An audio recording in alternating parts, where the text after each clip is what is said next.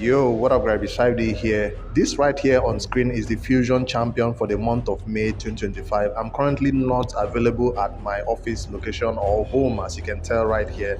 So I'm recording this one from far away from home, but I didn't want to miss out on opportunity to look out this champion's skills and find out whether it's one of those fusions I might have to do one way or the other on my phone, or will this be the one that I will be gladly, happy to skip and save my resources till I get back home. Maybe during the weekend I get back to some regular content. So bear with me for this one. Let's take a look at this champion skill together and see whether it's one that you might want to go for. This champion is from the Shadow King faction. The name of the champion is Ishinyama the Immovable. It does look for sure like the Shadow King faction champions with the whole Asian themed character design they have, but this time he doesn't have a sword, but he has a fiery chain.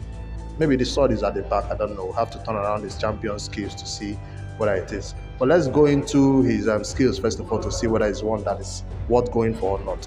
Burning Comet, by the way, this fusion starts 5th of May. It's going to be a fragment fusion. It's going to be a fragment fusion, so it's not one of those old school fusions one. So by fragment fusion, you have to pick up fragments of this champion from various events and tournaments until you get up to 100. So first of all, on the A1 called the Burning Comet, which is maybe the weapon he's holding, this A1 starts with a double hitter, attacks one enemy 2 times. Each hit transfers a random debuff from the champion to the target. So if he has any debuff on him, he's going to send it to the target. And then for the other part of this skill, if this champion is under any debuffs when attacked, he counter attacks with his skill. Is there a chance, or it will happen every time? If this champion is under any debuff when attacked, counter attacks with this skill. That's a very useful A1 if you ask me. So let's say he has 5, well, not usually 5, 3 or 4 debuffs on him, and each hit transfers a random debuff. On a normal time when he takes the A1 turn, he will transfer 2 random debuffs to the enemy. But when he gets attacked again, he can transfer even more debuffs to the enemy than just 2. So he might end up transferring the entire 4 debuffs that he has on himself to the enemy. The second part of that skill doesn't require a chance, right? It will happen as long as maybe you have enough accuracy for him to use that A1 and transfer debuffs to the enemy. All right, that's a good A1. It's not a useless A1 for sure. As you can see, transferring debuffs is not the most important thing you need in raid, but it's definitely going to be useful on a champion like this. All right, on the A2 called Calculated Volley is a A2 skill that attacks all enemies. That's going to be AoE hits right here. Has a 75% chance of placing a fear debuff. That means you will need accuracy again with this skill. Another reason to have high accuracy on this champion, not just because of the A1. So with the fear debuff that he places, remember this is not true fear now, it also comes with a decrease and crit damage debuff and a 30% chance, 30% decreased crit rate also debuff. So this means that the enemies will get fear, decreased crit rate, and decreased crit damage. They're basically not going to be hitting you. Fear means they're not going to get their turn. A small chance, it's a lower small chance of missing out on their turn. But even when they get fear, they will not lose that turn. So it's true fear is better than fear, but that's why the decreased the decreased crit damage and decreased crit rate is joining just the fear. Now, if this champion placed true fear, I don't think they'll add decreased crit rate and decreased crit damage to this same skill. And yeah, that's a very good skill if you ask me. And it's not the most important one. It's not like a stun or anything crazy like that. The fear is in a 1 turn cooldown, right? I mean, it only lasts for 1 turn. Let me see. For 2 turns. The fear is for 2 turns along with the decreased crit damage, decreased crit rate. They're all for 2 whole turns. That's good. Normally, if it's true fear, it will be only for 1 turn, but because this is just fear, that's why it's for 2 turns. These debuffs cannot be resisted by enemies who are already under 2 or more debuffs. That's another reason why it will definitely be landing on the enemies if they have 2 or more debuffs. This is hard to achieve for AoE hits or AoE when you want to do AoE hits on wave clear especially.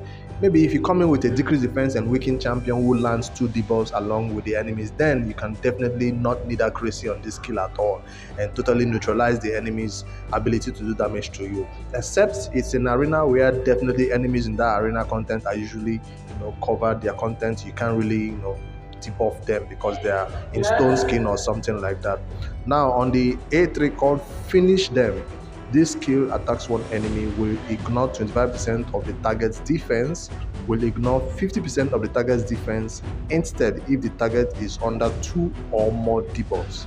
So is he trying to do damage? I thought from his A1 and A2 it looks like this champion was not supposed to be a damage dealer, but it looks like he is trying to do damage on this A3. So right there it says it places a block damage debuff on this champion for 2 turns if this champion kills an enemy, which will be not likely. Most people will prefer to just build him as a A2 champion than for this A3, but it depends on where you want to use him.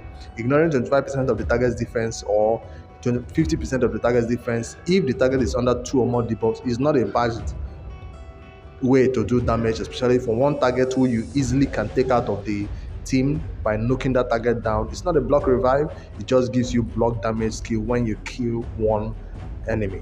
All right, now the passive called Immovable, where whenever an enemy resists a debuff placed by this champion, the next debuff placed by this champion cannot be resisted. So if they resist one, the next one cannot be resisted, which is good.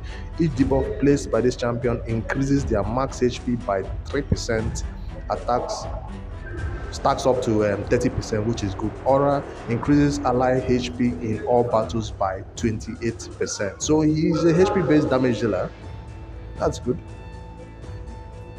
I guess. But I don't see what his damage is based on from this. I guess when you see them in game, you can tell. But right here, it doesn't show what his damage is based on. Oh, right there it says legendary HP based damage dealer, which is nice.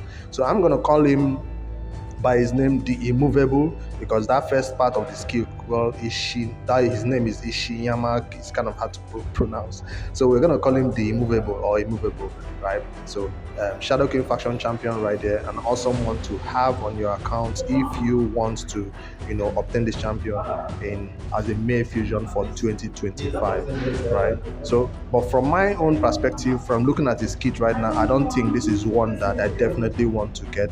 I feel like this is one that I can easily skip, and I don't think this is one that I'll be pushing hard for. From his kit, I don't think I actually need his kit for anything on my account right now. But you guys can let me know in the comments below if you feel differently about the Immovable champion right here, to see if it's one that you want to get. From my own remote perspective right now, where I've not seen battle test with him to see what people are using him in raid right now, I think that I can easily skip out on this one. But let's see what I can do with all the craziness that is happening in raid regarding this Deck of Fate event and the other events that are going on. I am still trying to complete. So that's the my first impression of Shinyama, the Immovable. I'll be looking forward to your comments below. So yeah, do you think this is a worthy fusion for the month of May, or they just made this one a little bit easier for us since the last fusion was actually good? Or we're expecting the next one to be the better fusion for the month of June? For now, this one seems like a May fusion, and I'm glad they make it a Fragment fusion. It's one that most people can see as an easy way to complete or not. All right, till I get back on the weekend, I'll see you guys still on the road, and yeah, don't miss me too much. Check out the Discord. I did post an announcement and some pictures regarding what I'm up to, but when I get back on the weekend, I'll record a normal video and post for you guys.